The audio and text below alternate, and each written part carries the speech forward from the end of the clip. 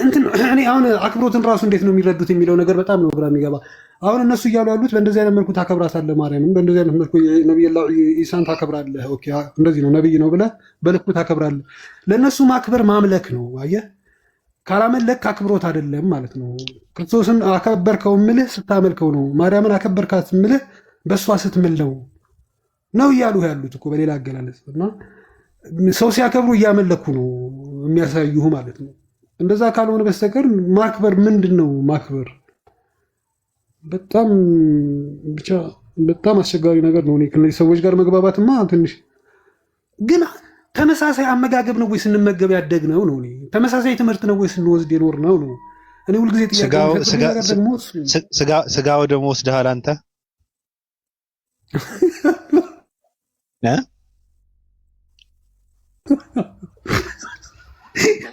አልወሰድኩም። ታዲያ ካልወሰድክ እንዴት ነው? እኔ አሁን ከኢትዮጵያ ከወጣሁ በኋላ ስለተፋሁት ነው እንጂ ጣቴን ከትቼ ነው የተፋሁት። ገብቷል እንጂ አንተ አሁን ተመሳሳይ ነገር ነው እየወሰድነው ካልክ አይደለም። እንዴት ተመሳሳይ ነገር ትወስዳለህ? አንተ አሁን አንተ ሙስሊም ነህ። የግመል ወተት ትጠጣለህ አይደል? አዎ እጠጣለሁ። ያው ክርስቲያን አይጠጣም። አሁን ለምሳሌ ተመሳሳይ ነገር አትወስድም። ኦኬ እጠጣለሁ ብዬ ስል ላለመጠጣት አይጠጣም ብዬ ወይም ላለመጠጣት ጥንቃቄ አላደርግም ነው እንጂ ኖርማሊ ሁልጊዜ ስጠጣ ኖር ያለው ማለት አይደለም። ኑርሃል ማለት አመጋገባችን ተመሳሳይ ነው ብዬ ስል ሩቲንሊ የምንመገበው ነገር ተመሳሳይ ነው፣ ግን የምንማረውም ትምህርት ተመሳሳይ ነው እና እንዴት ነው እያሰብን ያለ ነው የሚለው ነገር ግን ትንሽ ያሳስባል።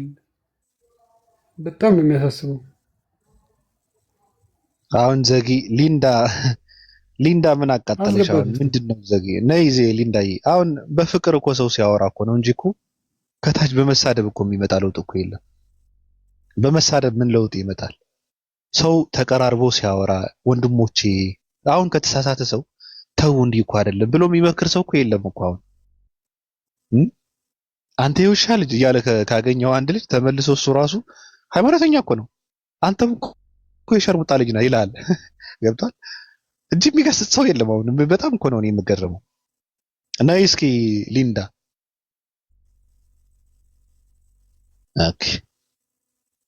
ሊንዳ አትገባም። እኔ ክርስቲያን ገብቶ እኔ ፊት ቆሞ ካወራን ያደንቀዋለሁ። እውነት ለመናገር ፍጹም ማይሆን ነገር ነው። ክርስቲያን ገብቶ እኔ ፊት እንዴት ቆሞ ያወራል? እኔ እኮ ፓትሪያርክ እኮ ነኝ። እኔ እውነት ለመናገር እኔ ስልጣናቸው ማስረከብ አለባቸው ብዬ እኮ ስራ የጀመርኩ ሰው እኮ ነው። አይችሉም። ገዝቼ ነው የፈርዖን ጫማ ጠራጊ የማደርገው ትውልዱ።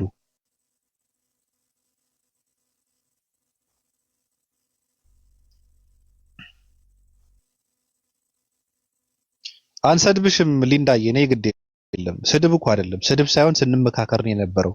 በመሀል ይሄ ጀስት የሚባለው ባለጌ ነው በመሀል ገብቶ የለን ጥያቄ አንስቶ መጥፎ ነገር እንዳወራ የሚያደርገኝ እንጂ እኔ ቁም ነገር ነው ሳወራ የነበረው። ሰላም የገባው ሰው ሄሎ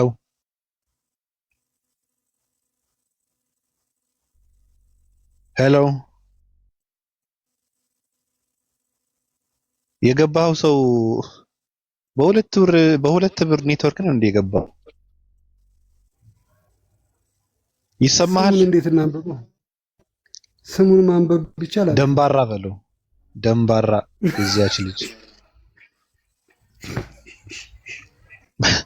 መሬትን እየዳሰሰ ደግሞ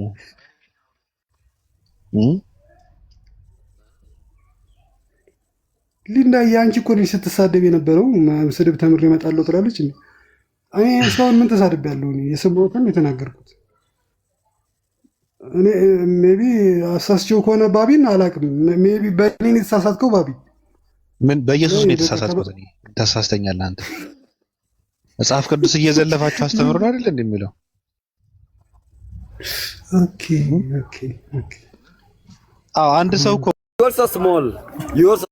የተሳደብኩ ሳይሆን በኃይለ ቃል እየገሰጽኩ አገኘኝ።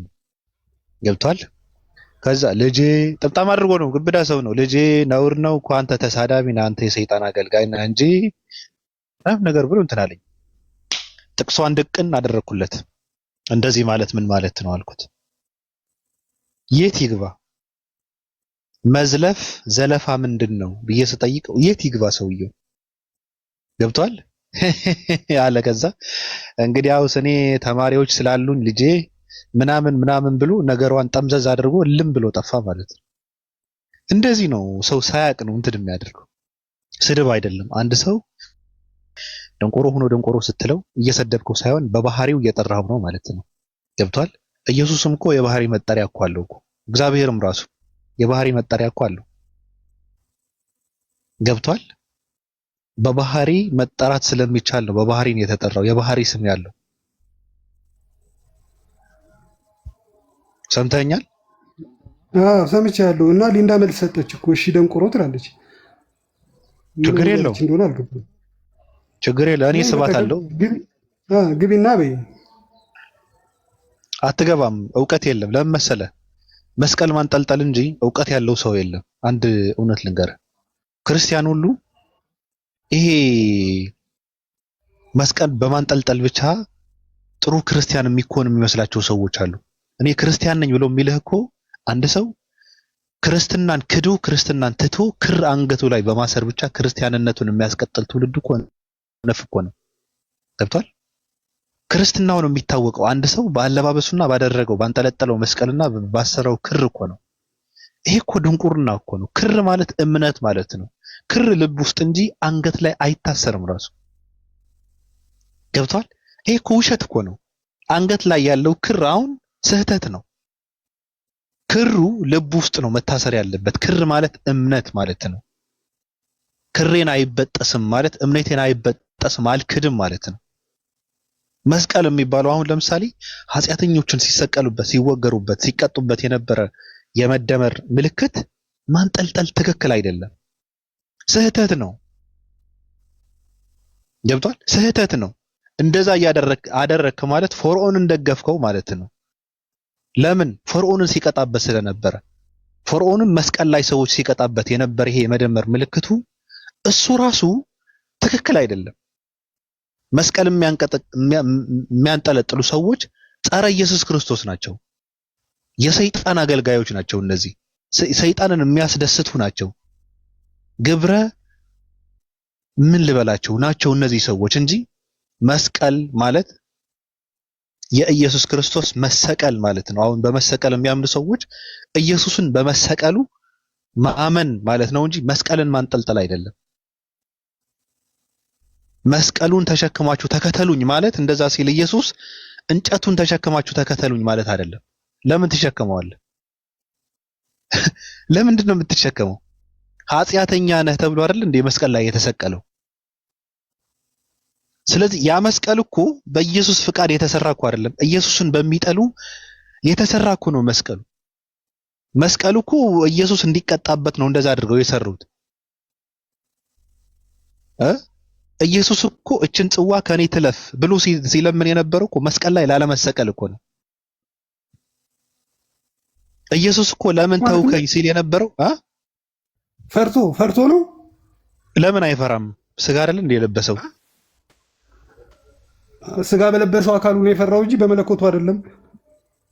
በኔ መለኮት የሚባለው ነገር ሌላ ነገር ነው። ግን ይሄ አባባሉ ትርጉሙ ስህተት ነው። አሁን ሰው መስቀል በማንጠልጠል ክር በማሰር ምናምን ይመስለዋል። ትውልዱ ጥፋት ላይ ነው ያለው። ገብቷል? ሰይጣንን ማስደሰት ላይ ነው ያለው። ገብቷል አባባሌ? እንደዛ ነው ያለው።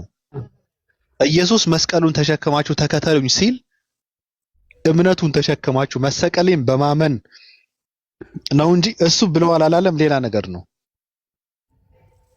ነው። ግን እንደዛ ነው ትምህርቱ። ሰዎች ምን አደረጉ?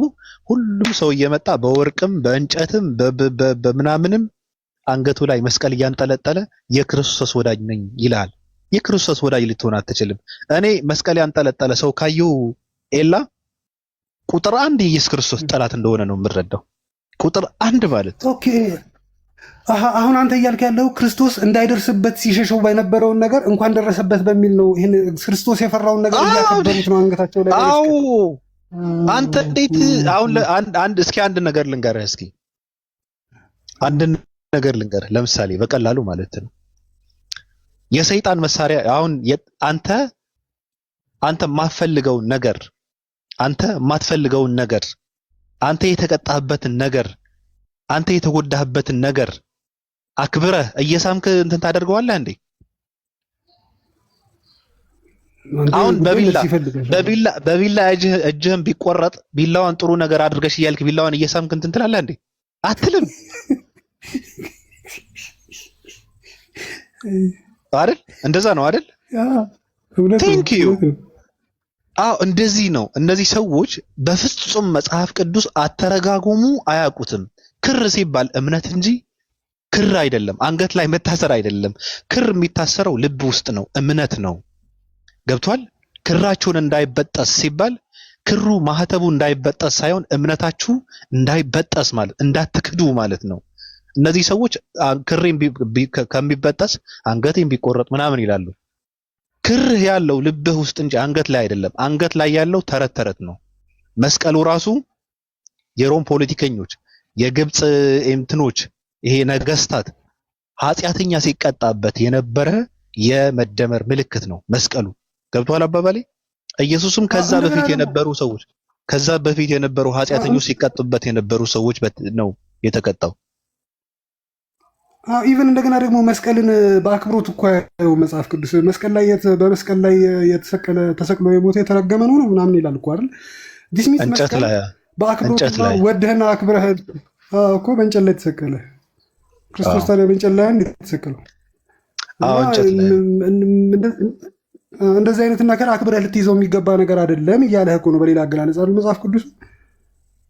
ምንድን ነው ታዲያ መጽሐፍ ቅዱስን ተቃርነው ነው መስቀል እያደረጉ ያሉት ማለት ነው? እንደዚህ አይነት ነገር ኮኖት ያደርጋሉ። እውነትን ነው። በአጭሩ በወርቅም በእንጨትም በፕላስቲክ በፈለገ ነገር መስቀል አድርጎ መስቀል አንጠልጥሎ ሰው ካየህ ቁጥር 1 የኢየሱስ ክርስቶስ ጠላት ነው። ቁጥር 1 የኢየሱስ ጠላት ነው። መስቀል ያንጠለጠለ ሰው ሁሉ ኢየሱስን መስቀል ላይ እንዲወገር ያደረጉ ሰዎች የነሱ አባልና ደጋፊ ነው። መስቀል ያንጠለጠለ ሰው ሁሉ የይሁዳ ደጋፊ ነው። መስቀል ያንጠለጠለ ሰው ሁሉ የኢየሱስ ስቃይና ሞት በደስታ የተቀበለ ሰው ነው። ደስ ብሎት እንኳንም ተሰቃየ እንኳንም ሞተ ብሎ የሚያምን ሰው ነው። ለነገሩ እምነቱ ላይ እኮ ግራ የሚያጋባ እኮ ነው። በመሞቱ ትደሰታለህ ወይ ብለህ ካልከው እንኳን ተሰቀለ እንኳንም በዚህ መስቀል ላይ አንጠለጠሉት ክርስቶስን አይነት ነገር እኮ ነው አይደል? መስቀሉን ስታከብረው እያልክ ያለው ለዛ ነው። አዎ የሰቀሉ ሰዎችን ደጋፊ ነህ። ገብቷል? እኔ አሁን መሰቀሉ ላይ እኮ ግራ የሚያጋባ ነገር እኮ ነው ያለው። በመሰቀሉ ትደሰታለህ ወይ ብለህ ብትጠይቀው አንድ ሰው አይ አልደሰትም። የሰቀሉት ሰዎች ያሰቃዩት ሰዎች ጠላትህ ናቸው ብትለው አዎ ይልሃል። ግን በመሰቀሉ ትሩፋት አለ ወይ ብለህ ብትጠይቀው ደግሞ አዎ አለኝ፣ ስለተሰቀለ ስለሞተልኝ አይደለ እንዲሰቀል አይደለ እንዴ የሞተው ደግሞ ብሎ ደግሞ ግራ ይጋባል ራሱ። ገብቶሃል አባባሌ? ከባድ ሲቹዌሽን። እኔ እንደዚህ አይነት ተቃራኒ እምነቶችን ይዣለሁ ይልሃል። ተቃራኒ እምነቶችን አምናለሁ እያለህ እኮ ነው ማለት ተቃራኒ እምነቶችን አምናለሁ እያለ ነው ብዬ ስለ መስቀል ጠላቴ የክርስቶስን የሰቀሉትን ጠላቴ ካልክ በኋላ በክርስቶስ መሰቀልን ደግሞ እንደ ፍስሐ የምታየው ከሆነ እንዴት ነው ሁለት ተቃራኒ እምነቶችን በአንድ ላይ የምታስተናግደው? በአንድ ህሊና ውስጥ ነው። ኦፍኮርስ ግራ የሚገባ ነገር ነው። በጣም ግራ የሚገባ ነገር። በነገርህ ላይ ወደ ኢየሱስ በመሰቀሉ የምታገኘው ትሩፋት፣ የምታገኘው ድህነት፣ የምታገኘው የዘላለም ህይወት የይሁዳን እግር ከሳምክ በኋላ ነው። በነገርህ ላይ ይሁዳ ኃጢአት የለበትም። ይሁዳ የእርግማን ውጤት ነው ያደረገው። እግዚአብሔር አዳምን ሲረግመው ጥረህ ግረህ ብሎ ነው አይደል የረገመው? ይሁዳ ምን አደረገ? እኔ በሌሎች አይደለም ማሳየህ በራስህ ነው ማሳየህ ብሎ ምን አደረገው? ራሱን እንደ በግ ሸጠውና በ30 ዲናር ቤት ገዛበት። የእርግማን ውጤት ነው አይደለም? ነው። ትክክል። ይሁዳ ኃጢአት የለበትም እኮ። ጥረህ ግረህ ብለህ ከረገምከኝ አንተ ራስህ እኔ ከመረገም ነፃ ልሆን አልችልም፣ አንተ ከረገምከኝ አንተ ከጻፍክብኝ ነፃ ልሆን አልችልም ብሎ ራሱን ሸጠው በ30 ዲናር። ከዛ ቤት ገዛበት። ይሁዳ ያደረገው ራሱ የእርግማን ውጤት እንጂ ኃጢአት አይደለም። የሚገርምህ ነገር ይዘኛል። አዎ አዎ አዎ። የክርስቶስ መሸጥ የጥረቱ ውጤት ነው እያልኩኝ ያለው። የእርግማኑ ውጤት ነው። እግዚአብሔር የእርግማን ውጤት ነው። ኃጢአት የለበትም እኮ። ኃጢአተኛ ነህ ብለህ ልትከሰው አትችልም። ጥሩ ግረ ነው የበላው። ታዲያ ምን ያድርግ? ሊከሰው ይችላል። አሁን እግዚአብሔር ሸጥከው ብሎ ሊከሰው ይችላል? አይችልም። ደግሞ ባይሸጠው ደግሞ ላይድንም ነው እኮ ላይድንም ነው አይደል እንዴ? በእኔ መሸጥ ምክንያት እኮ ሰዎች ድነዋል አይደል እንዴ? እኔ እኮ እንዴት ትክክል እየገባኝ አይደለም። አይገባህም። እንዴት ሰዎች ዳኑ ብለህ እግዚአብሔር ሆይ ትወቅሰኛለህ? እንዴት እግዚአብሔር ሆይ እንዴት ሰዎች ዳኑ ብለህ እኔን ትወቅሰኛለህ?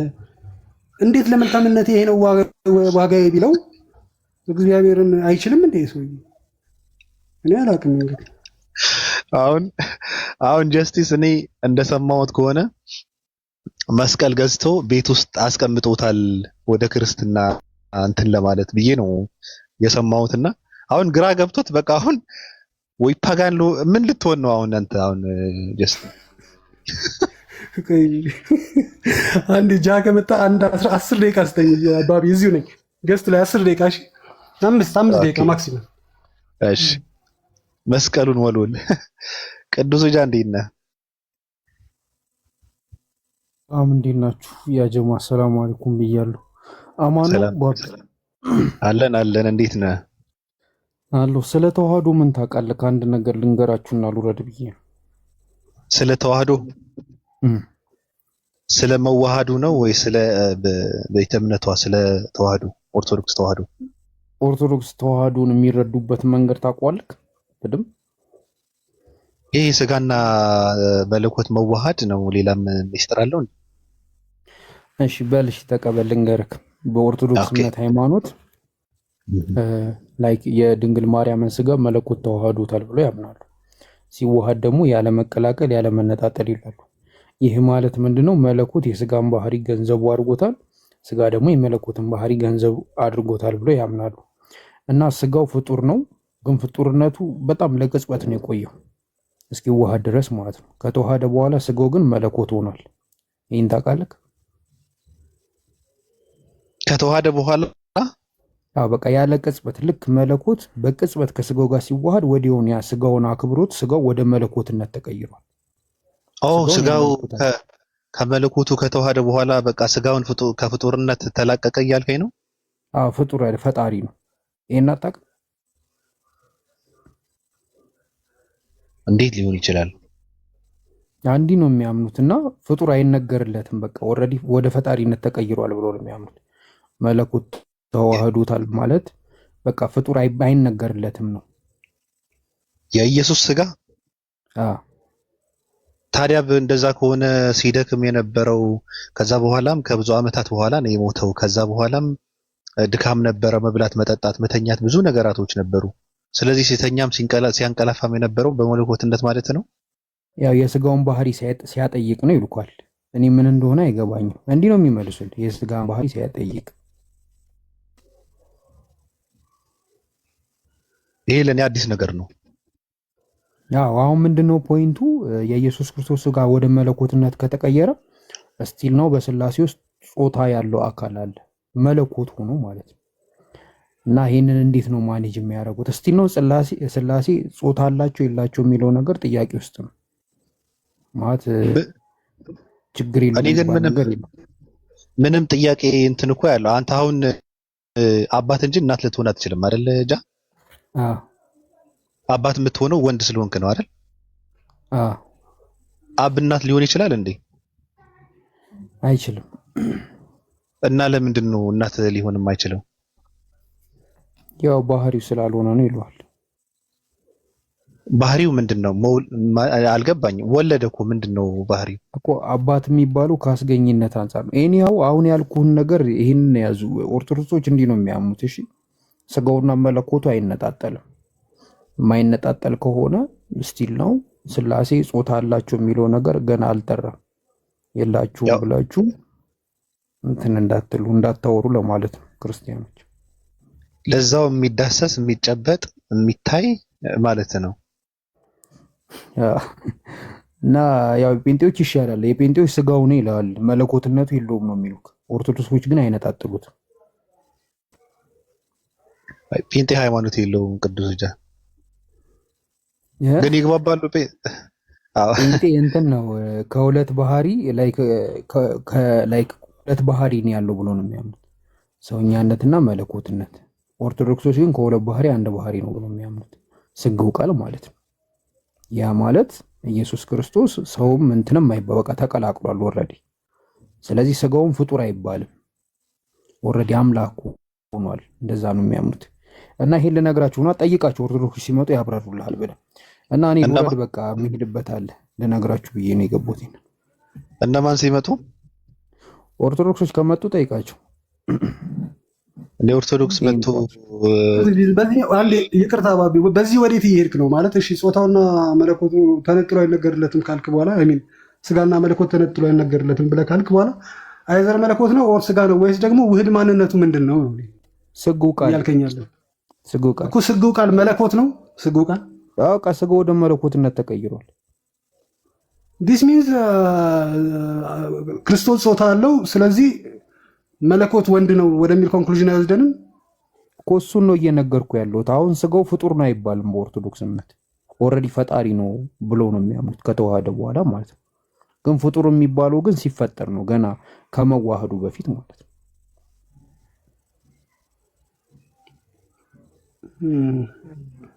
ይሄን አታውቅም እስከዛሬ? ኖ ማወቅ አውቃለሁ፣ ግን እንዴት እንደሚያስታርቁት ነው የማላውቀው። መለኮት ጾታ የለውም ካሉ በኋላ መለኮትና ስጋ ደግሞ ተነጥሎ አይነገርለትም በሴም ታይም ካሉ በኋላ ስግው ቃል ነው ካለ በኋላ እንደገና ደግሞ መልሶ ጾታ የለውም ብሎ ሲሉ እኔ እንዴት ኮምፕራይንድ እንደማደርገው አይገባኝም። እነሱ እንዴት አድርገው እንደሚያስረዱት ነው ግራ የሚገባኝ እኮ። አሁን ምንድን መሰለህ ኦርቶዶክሶች ከሁለት ባህሪ አንድ ባህሪ ነው የሚያምኑት፣ ሰውና አምላክ። ልክ ግን ከሁለት ባህሪ አንድ ባህሪ ሁለት ባህሪ የነበረው ተዋህዶ ወደ አንድ ባህሪ ሆነ ነው። አንድ ባህሪው ደግሞ ስግው ቃል ይባላል። በቃል ስለዚህ ጾታ ቢኖረውም ጾታ አለው አንልም አይነት ነገር ገና ስጋው ፍጡር የሚባለው እንደውም ሲጸነስ ሳይሆን የፍጡር ስጋ ስለያዘ ነው ብሎ ነው የሚያምኑት። የፍጡር ስጋ የማርያም ስጋ የተፈጠረ ስለሆነ ለዛ ነው ፍጡር የሚባለው እንጂ ልክ መለኮት እንትን ሲል አከበረውና በቃ ፍጡርነቱ አበቃ ብለው ነው የሚያምኑት።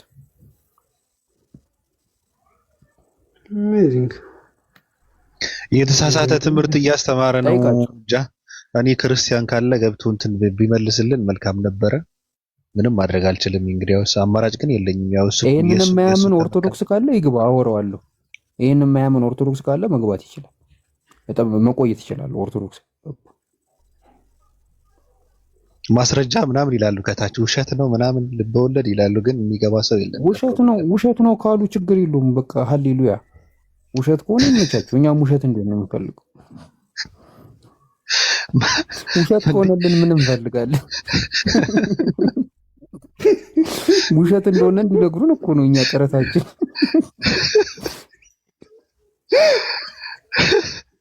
በጀት እንከፍላቸዋለን እንዲከመጡልን። ግን ለምንድን ነው አልተገለጸም የሚለውን ቃል ላለመናገር በዚህ ልክ ብዙ ርቀት መሄድ ግን አስፈላጊ ነው? ቅዱሶች ኢጎ ነዋ። ኢጎ በጣም አልተገለጸም የሚል እኔ ከመጽሐፋቸው ላይ ከፍቼ ላሳይክ ማለት ስለ ማንነት፣ ስለ አካል ምናምን፣ ስለ አይን፣ ስለ ስጋ። አዎ ኧረ ተው፣ ቆይ ላሳያችሁ፣ ጠብቁ። አልተገለጸም የሚል ተጽፎ እያለ አልተገለጸም ማለት ከከበዳቸው ሆነ እኔ በጣም እገረማለሁ ዛሬ። እንደዚህ ከሆነ በቃ እኔ ራሴን ልሸመቀቅ፣ በቃ ለነሱ ብዬ እኔ ልለፍ። ምንም ማድረግ አይቻልም። ሸመሟቸው ወደ ልባቸው ከተመለሱ ማለት ነው። ጭራሽ አልተገለጸም የሚል የተጻፈ ነገር አለ ጭራሽ። እኔ ግን እምነትህ ምንድነው? እምነትህ በዛ። እኔ 665 ነኝ። እኔ 665 ነኝ። እንደዚህ ነው እምነቴ። እኔ 665 ስንት ይናገራለሁ። ስለደከመን እኮ ነው የተውነው እንጂ እኮ በየቀኑ እንትን ማስታወቂያ እየሰራን እንገባ ነበረ። ግን ዓለም አቀፍ ከሆነ በኋላ መናገሩ ትርጉም የለውም ከሚል አንጻር ነው። አልተገለጸም የሚል ከመጽሐፍ ቅዱስ ሊያሳየን ነው ቅዱስ ጃ። የሚገርም ነው።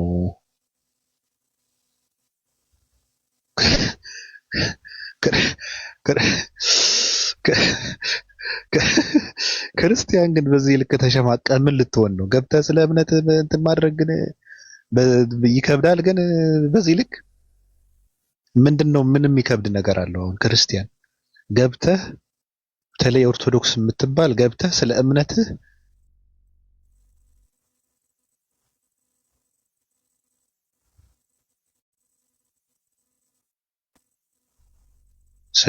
ገብተህ ብታስረዳ ምንድን ነው ችግሩ? እኔ ህዝብ ለማፍራት አይደለም እንትን መለስኩኝ አላህ። እሺ ቆይ አንዴ ልክፈትላችሁ። እዚህ ጋር ይሆናል።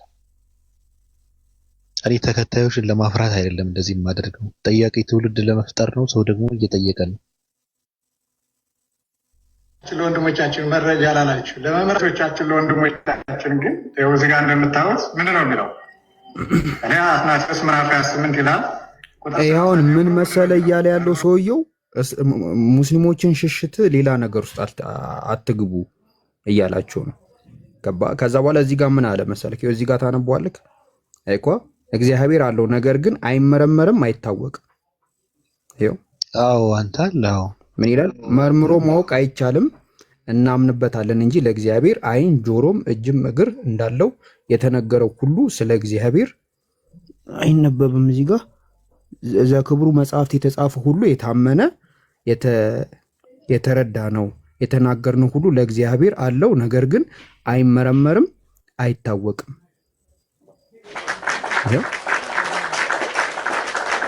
ከዛና ኦዲዮን ደግሞ ላሰማችሁ። እንትን ሲል ሙስሊሞችን ሽሽት ሌላ ነገር አትቀበጣጥሩ እያላችሁ ማለት ነው። ማወቅ አይቻልም፣ እናምንበታለን። በተለይ ንጽጽር ላይ የምትሰሩ ብዙ ቶቻችን ወንድሞቻችን የምትበረታቱበት ጥሩ ጎን ቢኖርም ግን አንዳንድ ጊዜ ደግሞ ዝም ብሎ ብቻ ከሰዎች የተለየ ነገር ሆኖ ለመቅረብ ሲባል መጽሐፍ ላይ ያልተጻፈ ሁሉ የምትሰሩ ቶቻችን ወንድሞቻችን አላችሁ። ይሄ መቅረት አለበት፣ መቆም አለበት። ሰው በሃይማኖት ማፈር የለበትም፣ በሃይማኖት መሸማቀቅ የለበትም። ቅዱስ ጳውሎስ ነው የነሰንሰብ ክርስቶስ አዘ ተሰቅለ እኮ ነው ያለው። እኛ ያልተሰቀለ ክርስቶስ አይደለም ያለው፣ በእንጨት ላይ የተሰቀለ ጨርቅ ያገለደመ የተሰቀለ ክርስቶስ እንሰብካለን ያለው እና የምናፍርበት አይደለም። ያለውን መጽሐፍ ላይ በሙሉ ማስተማር እንጂ ከእስላም ለመሸሽ ሲባል እግዚአብሔር እየለው እግዚአብሔር ይኖር ነው። ከእስላም ለመሸሽ ሲባል እግዚአብሔር አይባልም ሳይገኝ ከመጽሐፍና ንጽጽር መስራቱ መልካም ነገር ቢሆንም እንዲህ ግን አይባልም። በተረፈ ግን ምናልባት የአትናቴዎስ ሀሳብ ለመምህራኑ ሳይሆን ለእህቶቻችን ለወንድሞቻችን ይህን ይመስላል። እዚህ ጋር እንደምታወስ ምንድን ነው የሚለው? ከቁጥር 30 ላይ ምን ይላል? እዚህ ጋር ለምሳሌ ቁጥር 30 ጀምሮ ቁጭ ብሎ ተጽፎ ይገኛል። ለእህቶቻችን ለወንድሞቻችን መረጃ ላላችሁ ለመምህራኖቻችን ለወንድሞቻችን ግን ይኸው እዚህ ጋር እንደምታወስ ምንድን ነው የሚለው? እኔ አትናቴዎስ ምዕራፍ 28 ይላል። ቁጥር 30 ጀምሮ ምንድን ነው የሚለው? መርምሮ ማወቅ አይቻልም፣ እናምንበታለን እንጂ እግዚአብሔር ዓይን ጆሮ እጅ እግር እንዳለው የተነገረ ሁሉ ስለ እግዚአብሔር በከበሩ መጻሕፍት የተጻፈው ሁሉ የታመነ የተረዳ ነው። ይህ ሰለስቱ ምዕት እንደገና ደግሞ አንቀጽ 19 ቁጥር 33 ደግሞ ተደግሞ የምናገኘው ነው። እንደዚሁ ደግሞ ምዕራፍ 27 ላይ ስንመለከት እዚህ አትናቴዎስ ምን ብሎ ነው ጽፎት የምናገኘው ነው። ገጻት አሉት፣ መልካት አሉት እያለ ዘርዝሮ አስቀምጧል። ይሄው አይበቃችሁም? አይ ብትጨምርም አሪፍ ነው። ለምን ይበቃል ብለህ ነው? ግን አንድ ጥያቄ እኔ ቅድም ከተናገርከው አንጻርና እነሱ ከሚሉትንም አንጻር አሁን ኢየሱስ ክርስቶስ ባለ ጾታ ነው አይደል? ጾታ አለ። ስለዚህ አንተ ካመጣኸውንም ጭምር እነዚህ ሰዎችንም ጾታ የለውም ብለው ካሉ ኢየሱስ ክርስቶስ ጾታ የለውም ተብሎ ሲባል ወይም የሥላሴ አንዱ አካል ጾታ ተሸክሞ ጾታ የለውም ሲባል ግን ሌላ ስንጥቅ መጨመር አይሆንም ወይ? ማለት ምንድን ነው? ኢየሱስን እየተሳደቡ አይደሉም እነዚህ ሰዎች? እኔ እንጃ፣ እኔ አልገባኝም። እኔ እኮ አምልጬ ነው እዚህ ያለሁት። ላላመለጡት ነው የሚመለከተው። ለምን ታቋጣለህ? አምልጬ የመጣው እኮ አምልጬ ነው የመጣው። በእውቀቱ ስዩም ምን እንዳላልሰማችሁም ልጄ በድሉ አለ ለአንገቱ ከሰነዘርኩት ገጀራ አምልጦኝ ጠፍቷል አለና እሱን አግኝቶ በማደጎነት ያሳደገልኝ ወረተውን ከፋይ ነኝ አለ። ወአለይኩም ሰላም ፎክስ። እንደዛ ነው ነገሩ። አምልጦ ያለ ሰው ነው ባቢ። አይ ግራ ስለገባኝ እኮ የመሳደብ ነው እኔ መሳደብ ነው። ኢየሱስ ምንድነው ስላሴ ጾታ የለውም የላቸውም ብሎ ማለት ልክ ኢየሱስ ፍናፍንት ነው እንደማለት ነው። ይቅርታ አድርጉልኝ ለቃሉ ምንም ልታደርገው አትችልም። የአሁኑን ፐርስፔክቲቭ እንዳለ ሆኖ ራሱ አይን ጆሮ የሚለው ሐሳብ በራሱ አይን ጆሮ ሌሎች የሰውነት አካላቶች በራሱ ኢየሱስን ወደ ውይይቱ ካመጣ ነው ኢየሱስ አይን ጆሮ የለውም ብሎ እንደመካድ ነው። ጾታም ገና እነዚህ አይን ጆሮም የሉትም ብሎ እንደመካድ ነው። ሁሉንም ነገር እንደመካድ ነው። ምክንያቱም the living the walking God አይደለ እነሱ ወይ መነጠል መቻል አለባቸው ወይም ደግሞ ክሊርሊ ያንንም ዲናይ ማድረግ መቻል አለባቸው። አይ ኢየሱስ አምላክ አይደለም በሰውነቱ አምላክ አይደለም ብሎ ያንንም ዲናይ ማድረግ መቻል አለባቸው። ሰው አምላክ ጆሮ አይን ስለሌለው ብለው ማለት ነው። ፎከስ እሱን እኮ ተበድሮም ተለክቶ ይመልሱታል፣ ችግር የለውም። ሌላው እኮ ደግሞ ገፈቱ ምንድነው? ስላሴ አንድ አምላክ ነው ይባላል እና አንዱ አምላክ ጾታ አለው ወይ ነው። ገባችሁ አይደል? ስለዚህ ሳይወዱ ሳይገዱ ይገነጣጥሏቸዋል። ምክንያቱም እግዚአብሔር እንደ ኢየሱስ ክርስቶስ አይነት ላይክ አብ የሚባለው አምላክ ጾታ የለውም፣ መንፈስ ቅዱስም ጾታ የለውም። አሁን እኮ እሱን እኮ ነው የምልህ። ወይ መነጠል ካልቻሉ ኢዘር እንደ ማኪያቶ ነው ወይ እንደ ውሃና ዘይት ነው ጉዳዩ። ተዋህዶ ሲባል ወይ እንደ ማኪያቶ ነው መሆን ያለበት ወይ እንደ ውሃና ዘይት ነው መሆን መቻል ያለበት አይደል? ልጅ እኔን እስከሚገባኝ እንደ ማኪያቶ ማለት አንዱ ከአንዱ ጋር ሚክስ መሆን መቻል አለበት። ስለዚህ አንነጥለውም ትላለህ። እህል ላይ አትጩት፣ እህል ላይ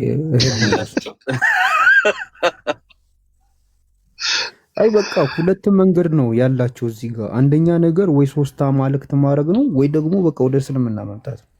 ይሄን ወይ ሶስት አምላክ እንደ ማን እውነተኛው ኢየሱስ ማን ነው የሚባለው? ይመችር ሶስት መለኮት ነው ያለው። እኔ አሁን አልከራከርም ከሱ ኦልሬዲ ሶስት መለኮት እንዳለ ያምናል።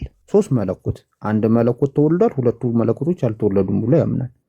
ካልሆነ ግን እንትን ነው ምንድነው አሁን የሆነ ጊዜ ትዝ የሚላችሁ ከሆነ ኢየሱስ አምላክ ነው ወይስ አይደለም ነበረ ጭቅጭቁ። አሁን ግን ኢየሱስ አምላክ ራሱ ሆኖ አያስኬድም። ለምሳሌ ባቢ አንድ ጥያቄ ጠይቃቸው። ኢየሱስ ክርስቶስ ከደቀ መዛሙርቱ ጋር በታንኳ እየሄደ እንቅልፉን ተኝቶ ነበር አይደለ? ስለዚህ ሲጠሩት ምናምን አልሰማቸውም ነበር። አምላክነቱ ሰምቷቸዋል ወይ ነው ጥያቄው። አምላክነቱ ከሰማቸው ማለት ሙድ እየያዘባቸው ነበር። ሙድ እየያዘባቸው ካልሆነ ለምንድን ነው ስጋውን ያልቀሰቀሰው? እዚህ ጋር ያው ስጋው ተኝቷል፣ አምላክነቱ አልተኛም። ኢየሱስ በራሱ ሁለት ነው፣ የምር ማለት ነው ሁለት ነው ኢየሱስ ራሱ። አሁን ስላሴ ሶስት ሆኖ አልሆኑ ነው አይደለ? ኢየሱስ ራሱ ሁለት ሆነባቸው። ምክንያቱም አምላክነቱ የሚያቸው ከሆነ ተኝቶ ካልሆነ እንዴት ነው ማለት? ስጋው ተኝቶ ነበረ ከአምላክነቱ ተነጥሎ። እሺ ተነጥሎ እሺ ይሁን፣ አምላክነቱ ስጋውን አይቀሰቅሰውም? አያሳዝነውም? የራሱ አይደለም? እንዴት ችላ ይለዋል? እንደዛ እየተጨነቁ ማለት ነው። ግን ቀሰቀሱ ነው የሚለው። ስለዚህ ኢየሱስ ራሱ ሁለት ሆነ። ሌላው ደግሞ ኢየሱስ ሁለት የሚሆንበትን ነገር ልንገራችሁ። ኢየሱስ ክርስቶስ እግዚአብሔር አብ የባህሪው ልጅ ነው ይባላል። ያ ማለት አምላክ አምላክን ስለወለደ ማለት ነው። አብ ግን ስጋውን አልወለደውም። ማርያምም ስትወልድ አምላክነቱን አልወለደችም፣ ስጋውን ነው የወለደችው። ማርያም ሁለት ልጅ አላት። አንደኛው ስጋው ነው፣ ሁለተኛው ደግሞ መለኮትነቱ ነው። ስጋው የባህሪ ልጇ ነው፣ መለኮትነቱ ደግሞ በስጦታ ወይ ደግሞ በጸጋ ያገኘችው ነው። ለአብ ደግሞ መለኮትነቱ የባህሪው ልጅ ነው፣ ስጋው ደግሞ የጸጋ ልጁ ነው። ምክንያቱም ስጋውን እግዚአብሔር አልወለደው፣ ማርያም ናት። በስጋው ኢየሱስ ክርስቶስ አባት የለውም፣ በመለኮትነቱ እናት የለውም። ስለዚህ ኢየሱስ ስንት ሆነ? አንዱ እናት ያለው አባት የሌለው፣ አንዱ ደግሞ አባት ያለው እናት የሌለው። ገባክ ባቢ? እና ይሄ በቃ ወደ ውስጥ እየገባ በመጣ ቁጥር በጣም ወደ ውስጥ የአንጎልክ እየገባ ነው የሚሄደው። እና ይብቃኝ በቃ እንትን በሉ፣ በዚህ ላይ አውሩ። ሐሳቢን ካገኛችሁት በጣም ብዙ የሚያስኬድ እንትን ነው፣ ብዙ የሚከረምበት ሐሳብ ነው። ከማን ጋር እንሄድበታለን ብለህ ነው? ይኸው መጣ አይደለ ገንገበቱ።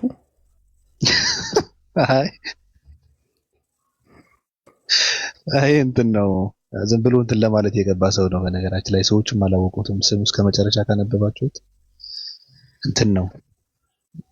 ግን አባቶች ብዙ አስተማሪ የሆነ ነገር እየተናገሩ ስለሆነ አንድ አባ አብርሃም የተናገሩት ንግግር አለና አንድ ሰው ገብቶ ቢከፍትልን ትንሿ ምናምን ፖስት ያደረገችው እንትን ንግግር አይቼ ነበርና የሚገርም ነገር ነው የተናገሩት። እኛ የራሳችንን ሳናጸና ሌላ ቤተ እምነት ውስጥ ያሉ ሰዎችን መጣራት ምንም ትርጉም እንደሌለው ነው ሲናገሩ የነበረውና ንጽጽር ላይ ለሚሰሩ ሰዎች ናቸው መልእክት ያስተላልፉት አባታችን። እንትን ባይሆን እኔ አንድ በጣም የገረመኝ ቪዲዮ ላሳያችሁ። አይታችሁታል እርግጠኛ ነኝ። አይ መከሬ እንደዛ ከሆነ በነካጅህ የአባታችን ምክርም ትከፍትልናለህ ብዙ ሰው ስለሚማርበት ማለት ነው። ሌላ ሰው ታስከፍታላችሁ። እሺ እኛ በስጋ ተገለጠ ብለን እናምናለን።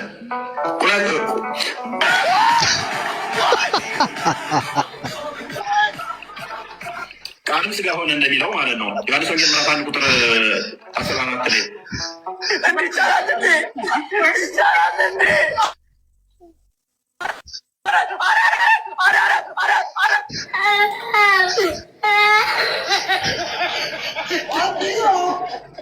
እኛ በስጋ ተገለጠ ብለን እናምናለን።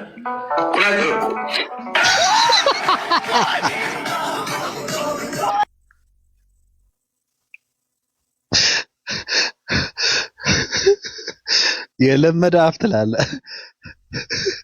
ቆም ምናምን ነገር ካላለ አይዘራለትም፣ ምላሱን አይሰራም፣ አይዘረጋም። ይሄ ሰው ስጋ በስጋ መገለጥ ምን አገናኘው አሁን ከቁም ምናምን?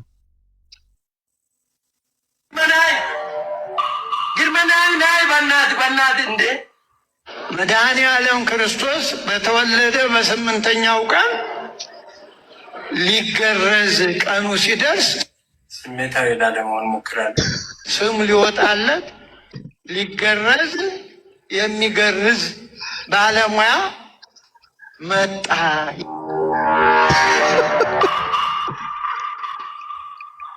መጥቶ ሲያበቃ በጥንቃቄ ያዙት አለ።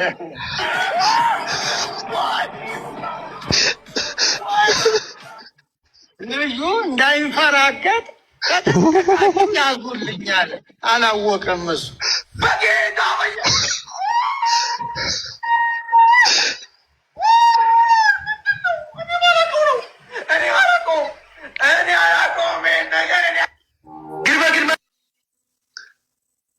ጨምር አንድ ጨምር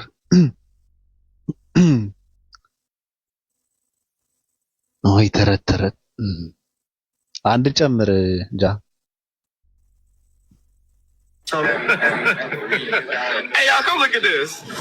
ሰሎሜ የተባለችዋ ሴት ጣቷን በማስገባት የማርያምን ድንግልና መርምራለች ይለናል። ወዮ ድንግል ማርያም ድንግል ናት ወይስ አይደለችም የሚለውን በእጇ ቼክ አደረገች።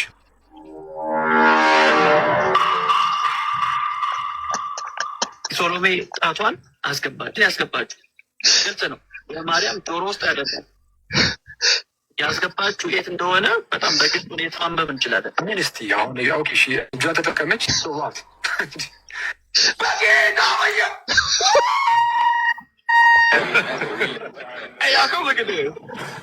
ነብር የሚወልደው ነብርን ነው። የነብር ልጅ ነብር ይባላል። በግ ፍየል አይወልድም። አንበሳ ነብር አይወልድም። ሰው የሚወልደው ሰውን ነው። ሰው አውሬ ወይም አዋፍ አይወልድም። እግዚአብሔርም የሚወልደው እግዚአብሔርን ነው። እግዚአብሔር ምንድነው የሚወልደው አለ? ግን ተምታታበት። ሰው የሚወልደው ሰው ነው፣ እግዚአብሔርም እግዚአብሔር ይወልዳል አለ። ትወልዳለች በሚል አስተካክለን ነው። አንተ ደግሞ አይበቃችሁም? እስኪ ሌላ ምን አለኝ? እስቲ የራስህ ፔጅ ውስጥ ነው። አዎ ገብታችሁ ይት ከፈለጋችሁ። በቃ እኔ ልውጣ። ይሄ አንድ በጣም የምወደውን ቪዲዮ ላሳያችሁ። በጣም የሚመቸኝ ቪዲዮ ያው ማታ ማታ የኢምራንን ቪዲዮ ስናይ ያለን ሪያክሽን። እሺ ይሄን ቪዲዮ ክርስቲያን አብሮ ስለ ግድያ ማውራት ጀመረ። ተመልከት፣ አምላክ ምንድን ነው? የእግዚአብሔርን ቃል ስማ አለ። ሂድ አለ። አሁን አማሌቅን ምታ፣ ያላቸውን ማጥፋ፣ አትማራቸው፣ ወንዱን፣ ሴቱን፣ ብላቴናውን፣ ሕፃኑን፣ አህያውን፣ በጉን፣ ግመሉን ግደል ይላል። ሰማሪያ በአምላኳ ላይ አምጻለች፣ በደሏን ትሸከማለች። በሰይፍ ይወድቃሉ፣ ሕፃናቶቻቸው ይፈጠፈጣሉ፣ እርጉዞቻቸው ይቀደዳሉ። አምላክ ምን አይነት አምላክ ነው ወገናችን የምታመልኩት? ከዚህ ያለ ግድያ ነው ብራዘር። ምን አይነት አምላክ ነው ወገናችን? አሁን የሚያስለቅስ እንጂ የሚያስቅ ነው። ሆዳቸውን ይተርተር ማህፀራቸውን ይፍሰስ እያለ ይሄ ከባድ እንትን እኮ ነው። በሉ በቃ ቀጥሉ። በቃ እኔ ልሂድ እንጂ። ጃ ሰላም አለይኩም ወራህመቱላሂ ወበረካቱ። ጃ እንዴት ነህ? ወአለይኩም ሰላም ወራህመቱላሂ። ይሄ እነዚህ ቪዲዮዎችን የአንተ ዩቲዩብ ላይ እናገኛቸዋለን ሀቢቢ?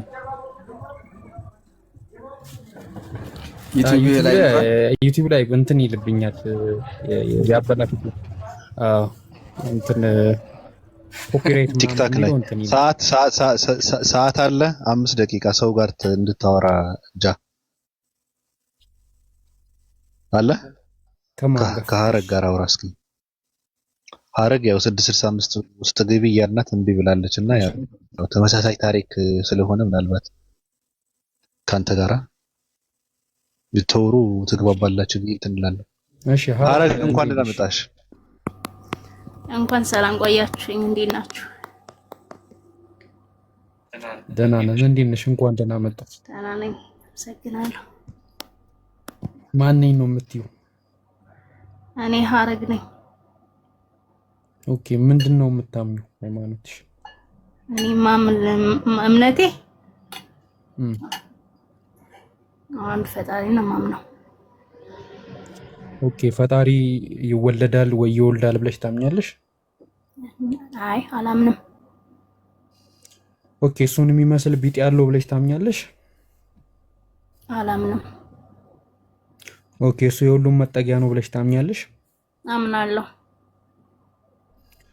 እሺ፣ ለሱ ምሳሌ ያለው ብለሽ ታስቢያለሽ? ለምሳሌ አምላካችን ባጃጅ ይመስላል፣ ምጣድና ጉልቻ ይመስላል ምናምን ብለሽ ታምኛለሽ? ለሱ ምሳሌ የለውም ብለሽ ታምኛለሽ? አረ አላምንም። ሲጀመር የታወቀው ኦኬ፣ ፈጣሪን አታውቂውም? አላውቀውም። የታይቸው ታዲያ በእነዚህ ነገሮች እንዴት ተስማማሽ? አሁን ባልኩሽ ነገር ካላወቅሽ። አይ ባውቀው ኑሮ አዎ ልል እችላለሁ። ስለማላውቀው አልስማማም። አይ ይወልዳል ይወለዳል ስልሽ አይወለድም አልሽኝ። ያ ማለት ስለ ፈጣሪ የምታውቂው ነገር አለ ወይ? ስለ ፈጣሪ ያወቅሽው ነገር ነው ታዲያ?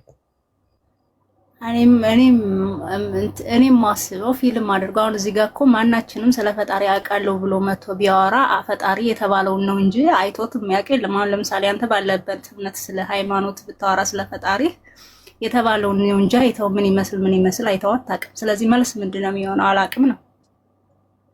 አይ እምነት እኮ ከማየት ብቻ አይደለም የሚመጣው ከመስማትም ላይ ከእውቀትም ይገኛል። እኔ ሰማሁት ነው አላምንም። ኬንያ ያለው አንተ አለ እንትን ኢሞጂ ነው ያለው። አይ የኔ ኢሞጂ አይደለም የቲክቶክ ባለቤትነቱ የኔ ነው እንጂ ከኔ ጋር ምንም የሚያገናኘው ነገር የለም። ለምሳሌ ይሄንን እዚህ ጋር አስቀምጬው ብሄድ እኔ ሌላ ቦታ መሄድ እችላለሁ። ይሄ ግን በቃ ዝም ብሎ ላይክ ቴክኖሎጂ ነው። ግን አንቺ እስቲል ነው እኔ እንዳለው አምነሻለሁ። አይ ስለ የፈጣሪ መኖርና ያንተን መኖርማ አታወዳድረዋ። ማንም መጀመሪያ ሊል ይችላል ካለው ነው።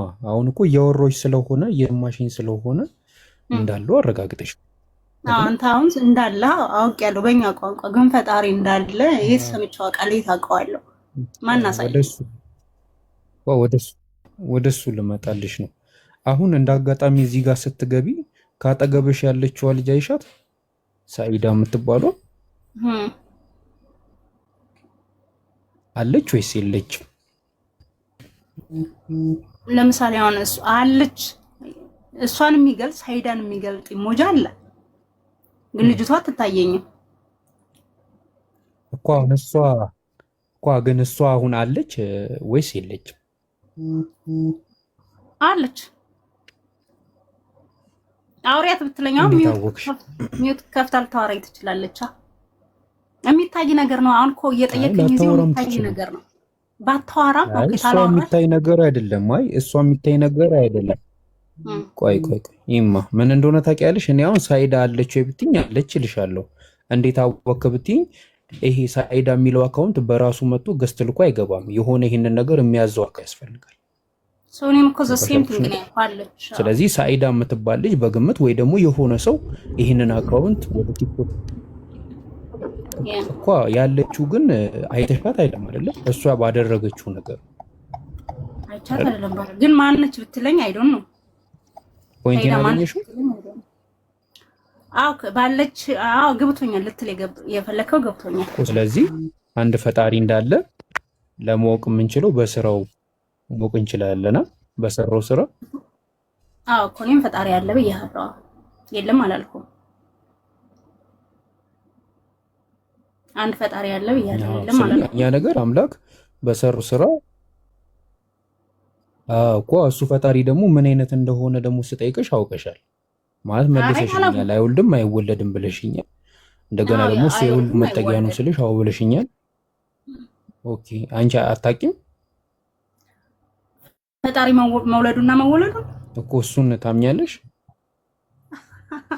አላቅ ፈጣሪ ሰው ነው የሚወልደው የሚዋለደው፣ እንስሳት ነው የሚወልደው የማይዋለደው የሚዋለደው። ፈጣሪ ግን እኔ በእኔ እይታ በእኔ እይታ ስለዚህ ፈጣሪ አይወለድም።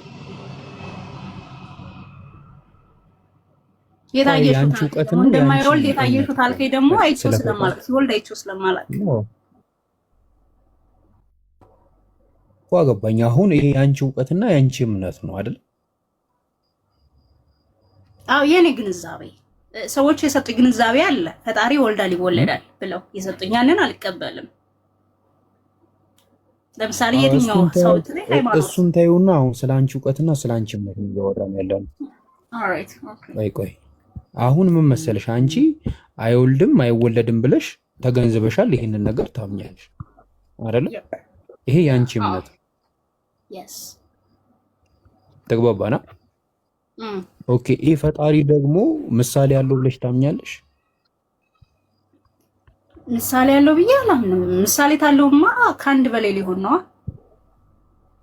ምሳሌ ማለት እሱን የሚመስል ማለት ነው። ስለዚህ እሱ አንድ ነው ብለሽ ነው የምታምኚው አይደል? አንድ ብቸኛ ነው ብለሽ ነው የምታምኚው። ብቸኛ ነው ብዬ ነው። እሱ ደግሞ የሁሉም መጠጊያ ነው ብለሽ ታምኛለሽ? የሁሉም መጠጊያ ነው ብለሽ ታምኛለሽ? ያንተም የኔም የሁሉም። በጣም አሪፍ። አሁን ይሄ ፈጣሪ ያንቺ መጠጊያ ስለሆነ ስለፈጠረሽ፣ ስለሚያበላሽ፣ ስለሚያጠጣሽ፣ ስለሚያኖርሽ ልታመሰግኙ ትችያለሽ? አመሰግነዋለሁ።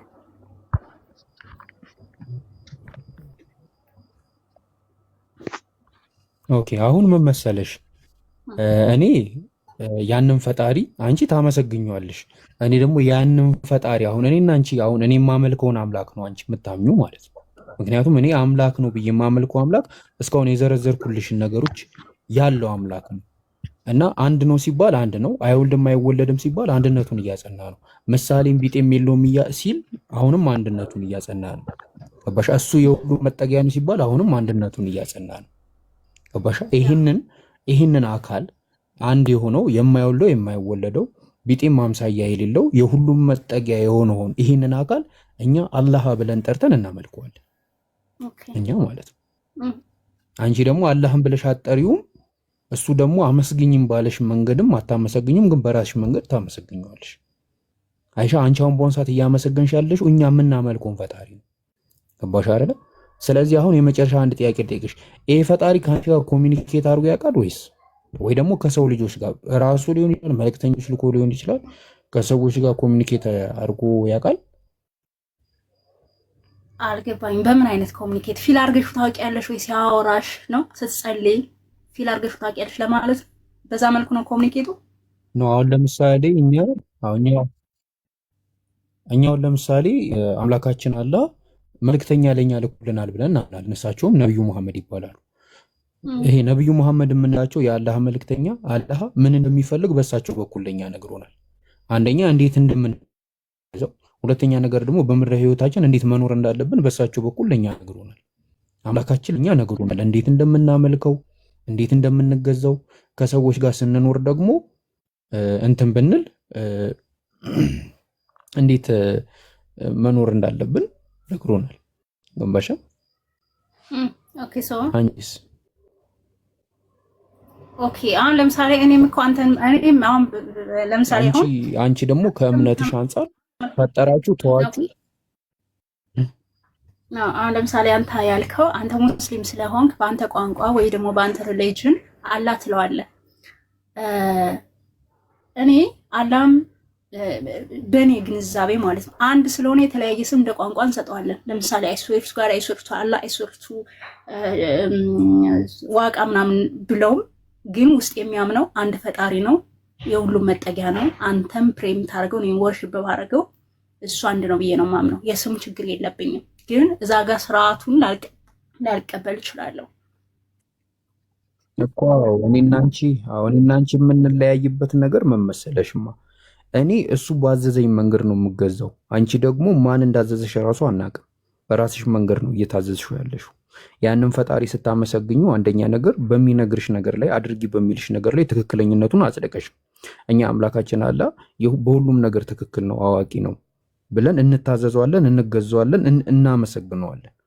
ያ ደግሞ እሱ እንዴት መመስገን እንዳለበት እንዴት ልንታዘዘው እንደሚገባ ነግሮናል። አንቺ ግን አሁን እንትን አላልኩም። ለምሳሌ ሰላት እንሰግዳለን። ለምሳሌ እሱ ባዘዘን መንገድ ለሱ ያ ስርዓት ነው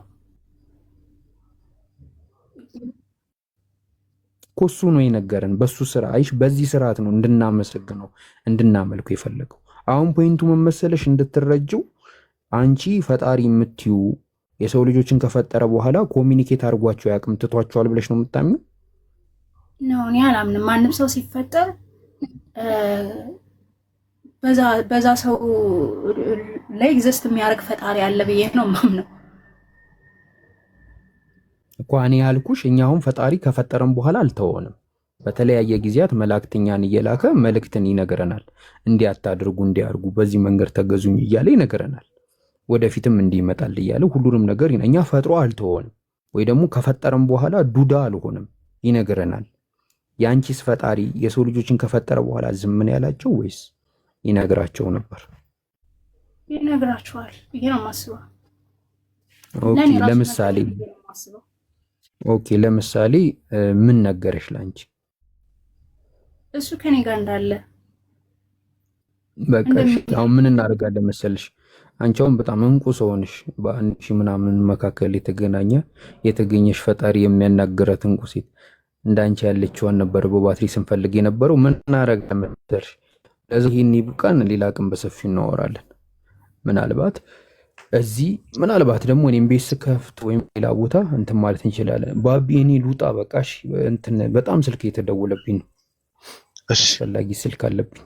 ቆየው እንደውም ካልከኝ በላይ አይ አስቆየን። ቴንኪው ስለመጣህ አመሰግናለሁ። ያልኩህን እንዳትረሳ፣ እሱ ላይ ተወያዩበት ይሻላል። ኦርቶዶክስ ገብቶ እንደሚያስረዷቸው እኔን ነው እኔማ የገባ ሁሉ በቃ ምላስ ለምንድን ነው የማትሰልመው? ምንድን ነው ማለት የያዘክ ምንድን ነው? እኔ በነገርህ ላይ እኔ ብቻዬን ለምንድን ነው የማስል ነው ብለህ መጠየቅ ሳይሆን ዓለም ሁሉ ለምን አይሰልምም ብለህ ብትጠይቅ የተሻለ ነው። ሁሉም እንትን ላይ ነው ያለው። የሚገርም ነገር ጉዞ ላይ ነው ያለው። አባታችን እንዳሉት አባ አብርሃም ማለት ነው። ተረጋጋ አቤ ተረጋጋ። ከአስር ውስጥ አንዱን እናባር። 10 ያሉ የሚሮጡ አንዱን እንያዝ፣ ቀስ እያልን 10ሩን እንይዛለን። ለምንድን ነው አንተ መሰልመው? ምን ረክ አሁን እኮ እዚህ ጋር እኮ በቃ ለመረሸን የተዘጋጁ ሰዎች አሉ። እኔን ረሽነህ ምን ልታደርጋቸው ነው? እነሱ ሞታን ቀባሪ ልታደርግ ነው? አሁን እዚህ ጋር እኔ ብዙ የሚረሸኑ ሰዎች አሉ፣ ሞታን ናቸው። እነሱን እንቅበር። እኔ አሁን ሙስሊሞች አጡታቢ ለምን አሰልም አትዝለሉት? ዘለው ኖ አንተን ዘለው ምዕመናንን ካልሰለምክ ብሎ ይጨቀጭቁታል። አትዝለሉት፣ ባቢ አፋጡት። እውነት ለምን አሰልምም በሉት። ክርስቲያን ምናምን ሲያፋጥጥ አረፈ። አንተ ራስህ መጀመሪያ ብላችሁ እሱ ነው ሰላም ነፍሰን አለ እኔው በቃ ሰላም አለይኩም ያ ጀማ። ሰላሙ ነው፣ አላህ ይጠብቃችሁ። አለይኩም ሰላም ወራህመቱላሂ ወበረካቱ። ማታ ሻዳ ይዞ የሚተኛ አይመስልህም? እንደጃዬ እንደዛ ነው። እሺ አቤ ሰላም ሰላም ነው አለን። ቸኩለሃል። ጃን ፈልጌ ነበረና ሄደ። በውስጥ እንድታወሪኝ ፈልጌ ነበር። ስለምን እንዲያወራህ ፈልገው ነበረ? አንዳንድ ነገሮች ማወቅ ፈልጌ ነበረና እኮ ስለምን በውስጥ ሰላም ያለውን ነገር ልዩነት ንጽጽሩ ምናምን ልጠይቀው ፈልጌ ነበር። ክርስቲያን ነህ? አዎ።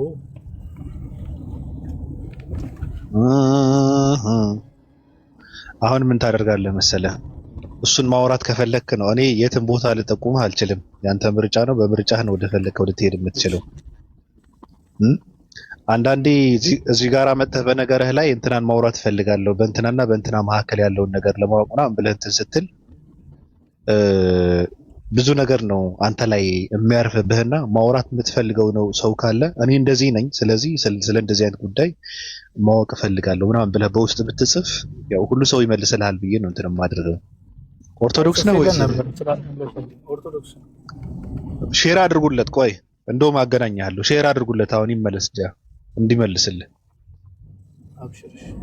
አዎ ሼር አድርጉለት። ቅዱሱ ጃ ሼር አድርጉለት። ሰው ስላለ ገብተህ ፎሎ ባክ አድርገህ ትወጣለህ ማለት ሳትገባ ከላይ ማለት ነው። እንደዛ አድርጉት።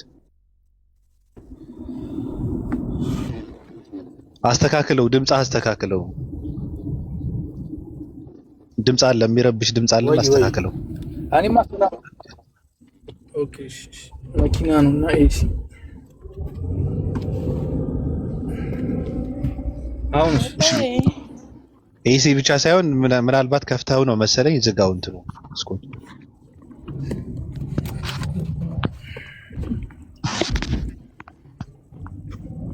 ወይ ሚዩት አድርግ። በቃ እስኪመጣ ሚዩት አድርግ። አብሽርሽ። እኔ በቃ እንደዚህ አይነት ድምጽ ሲኖር የደህየው ይመስለኛልና ዝግት ሲያድርጉ በአንዴ ወደ ሚሊዮነርነት የተሸጋገርኩ ይመስለኛል። እርፍ እላለሁ። ማይ ጋድ። እንዴት ነሽ? እንዴት ነህልኝ? ሰላም ነው አለን። እኔ ተኝቼ ሀናንን ልታስበላ ሀረግዬ ሀናንን ማስበላት ሳይሆን ማኔ ልንገርሽ፣ እኔ አንዳንዴ ተኛለሁ። የእንቅልፍ ተርም የለኝም እና አንዳንዴ ይዘናጋለሁ። ግን በውስጥ አንድ ቆንጆ መከላከያ ይሰጥሻለሁ። ሃይማኖተኞች በጣም አፈቀላጤ ክርስቶስ ላንቺ እንዴት እንደሞተ ለማሳመን አምላክሽ እንዴት እንደሆነ ለማሳመን የሚሄዱበት ርቀት አላህ እንዴት ጥሩና በቃ ብቸኛ ፈጣሪ አምላክ እንደሆነ ለማሳመን የሚሄዱበት ርቀት ዋቄፈና ጹብ ድንቅ እንደሆነ ሂንዱይዝሞቹም ቡዲዝሞቹም እንዲህ ናቸው። መፍትሄው እሺ ብለሽ ኢግኖር። እሺ ውዴ ቲክቶክ እንዲህ ድንገት ገዝተ ላይ ከተገናኘሽ፣ ምክንያቱም ምርጫ ቅስቀሳ ላይ መንግስት ራሱ ታውቂያለሽ እንዲህ ነው የሚያደርገው እና በምርጫ ቅስቀሳና በተዋቡ ቃላቶች እንደተከለ ማንም አይሸውደኝም እኔን ያራዳ ልጅ ይላል እና በውስጥ ደግሞ መከላከያዋን አላረግልሻለሁ በኋላ ስመጣ። እንደዚህ አይነት አይምሮ ያላቸው ሰዎች በምክር ራሱ መከላከል እንትን ማድረግ ማለት እኔ ማስጠንቀቅ ማለት ራሱ ተገዢነት ነው። ምክንያቱም እኛ 665 አባላቶቻችን የሚሸጡ የሚታገቱ አይደሉም። እኛ እንደ ተቋም አባላቶቻችንን እንጠብቃለን። አይምሮ አሳልፎ መስጠት ነው። ታዲያ በአንቺ ምክር አሁን እሷ የምትጠመዘዝ ከሆነ አልጠመዘዛትም። አይምሮ አሳልፎ መስጠት ነው። አልጠመዘዛትም። ግን እኛ ካለን ኤክስፒሪየንስ ሚዲያ ላይ ካለን ቆይታ የምናውቀውን ኢንፎርሜሽን ነው ማጋራት እንጂ አእምሯን እየጠመዘዝኩ አይደለም። ገባ? አንዳንድ አካላቶች ስለምናውቅ እኛ ንግግራቸውን ታይፓቸውን ስለምናውቅ ኢንፎርሜሽን ነው መሰጣት እንጂ አእምሯን እየጠመዘዝኩ አይደለም። እንደ 666 ደግሞ እንደ 665 ደግሞ ተቋማችን ያሉ አባላቶቻችን ከማንኛውም ክፉ ሀሳብ እንጠብቃለን። ሁሉም የሃይማኖት አባላት ኦርቶዶክስ መመለስ ማለት ለምሳሌ ሰው ሞቶ ቀብር ሄደሽ አታውቂም እና ከሳምንት በኋላ ህይወት አለው ብለሽ ሄደሽ ትጠብቂያለሽ። ልክ እንደዛ ነው። ሲንገላም ወደፊት እንዳትሄጂ እዚሁ ቆሜ 665 ላይ ውዴ። እሺ ወደኋላም ወደፊትም እንዳትሄጂ 665 ላይ ቆሚ። ሁሉም ሙስሊሙም ክርስቲያኑም ምእመኑን ከስህተት አስተምሮ አይደለ ከመንፍቅና ይጠብቃል፣ ከኩፍር ይጠብቃል። ስለዚህ እኛም የ665 አዳዲስ አባላቶቻችንን ከሰርጎ ገቦች እንጠብቃለን። እኔ ግልጽና ሐላል ነው የምናገረው። 665ዎች በነገራችን ላይ ጅዋጅዌያዊ ማንነት ያላቸው ሰዎች ራሱ አያስተናግድም። ቆፍጠን ብለው ለ665 በስነ ስርዓትና በጽኑ ሊያገለግሉ የሚችሉ ሰዎች ካልሆነ ጅዋጅዌ የሆነ ማንነት ያላቸው አይሸከሙም። ግን ኢንፎርሜሽን እንሰጣለን ለአዳዲስ አባላቶቻችን። ኃላፊነት የለብንም እንደ 665 እንደተቋም አባልነት ለአባልነት የሚመጥን ራሱ ማንነት ተሸክመው ሲመጡ ነው የምንቀበላቸው እንጂ እኔ እንትናቸው ምንድነው ጉልበታቸው እንትን የሆነ ሰው ሻሃዳ ያዥ ስትላት አልነበር እንዴ? ለምሳሌ ሀረግን አንተ እና ይዛለች እንዴ? ታዲያ እኮ እኔ ነኝ የተከላከልኩት፣ እኔ ነኝ ያስቆየኋት እንጂ አንተማ አሯሩጠህ አባል ልትሰጣት ነበር። ከ665 እንትን ብለሽያት ከዛ እንትን ብለሽያት ምን ልትሆን ነው?